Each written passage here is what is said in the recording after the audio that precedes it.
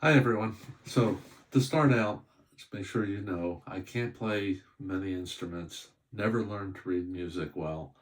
When people talk about keys and tempo, I kind of know what they mean, but couldn't tell you the difference between a C major and a C minor if my life depended on it. But I kept hearing about this AI tool, and I thought I'd go ahead and give it a shot.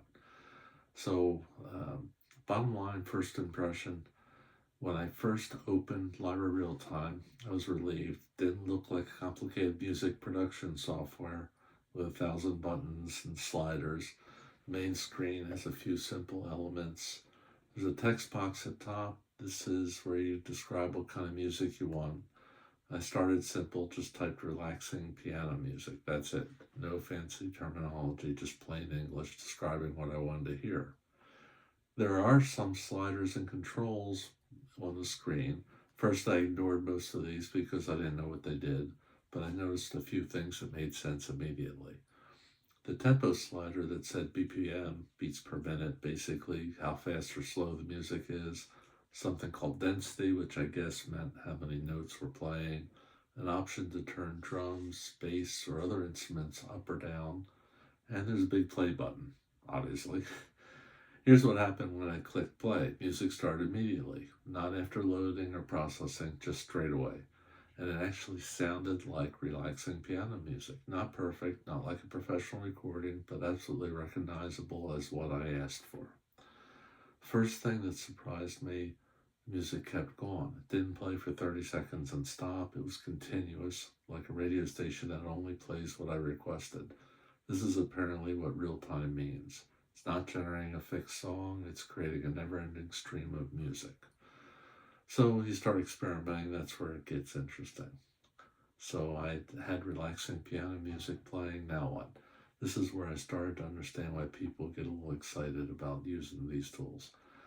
I tried changing my description while the music was still playing. I clicked back in the text box and added with light drums. Within about 2 seconds, the drums faded into the piano music. So it didn't stop and restart. The drums just appeared naturally, like a drummer had walked into the room and joined in. That was kind of my wow moment. So I wasn't just generating music and hoping it turned out okay, I was actively shaping it as it played. Then I got a little braver. I tried the tempo slider. I dragged it to the right and the music sped up. Dragged it to the left, it slowed down, all while continuing to play. The piano notes and drums adjusted themselves to stay musical. It didn't just speed up like playing a record faster, it actually changed the performance. I tried the blend feature. This was cool. The interface let me add a second description box, so I had relaxing piano music with light drums in one box, and I typed electronic synthesizer in the second box. Then there was a slider between them. When the slider was all the way left, I got pure piano and drums. When I moved it to the right, synthesizers started blending in. In the middle, I got a hybrid thing that I never heard before, acoustic piano with electronic elements mixed together. Shouldn't have worked, but somehow it did. Uh, so what I learned through experimenting, you can't break it. I typed weird combinations like aggressive jazz with lullaby feeling, and it made something interesting, even if I couldn't really describe it. More specific descriptions give you more control.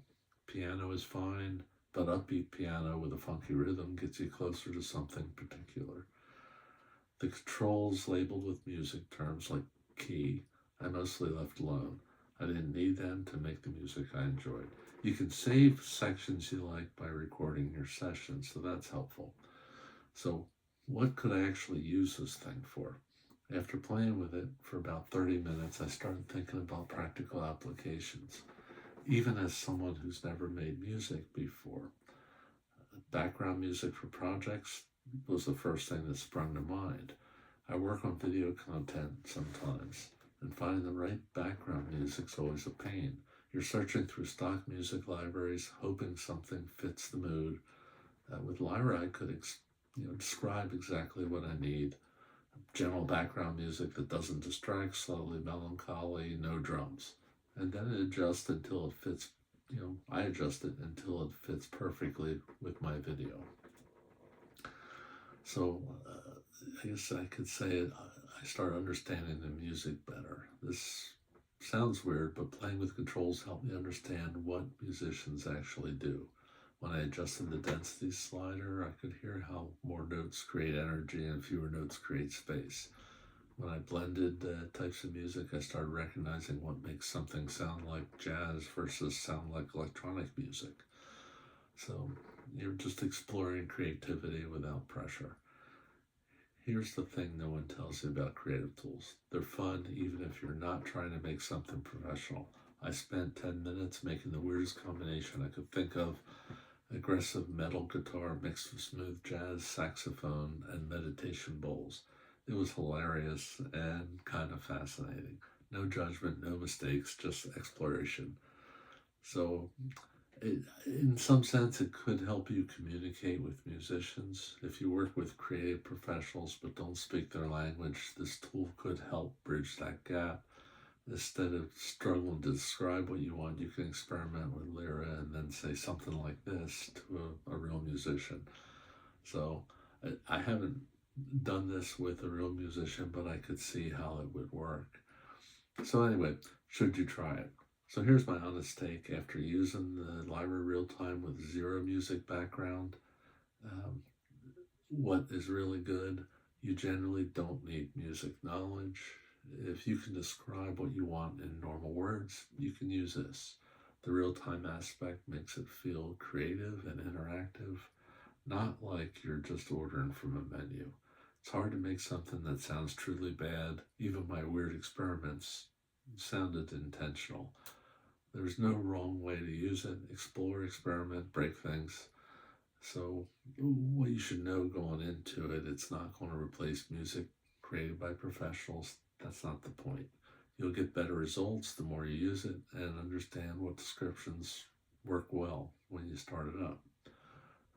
The music continues indefinitely, so you need to decide when to stop or record a section you like.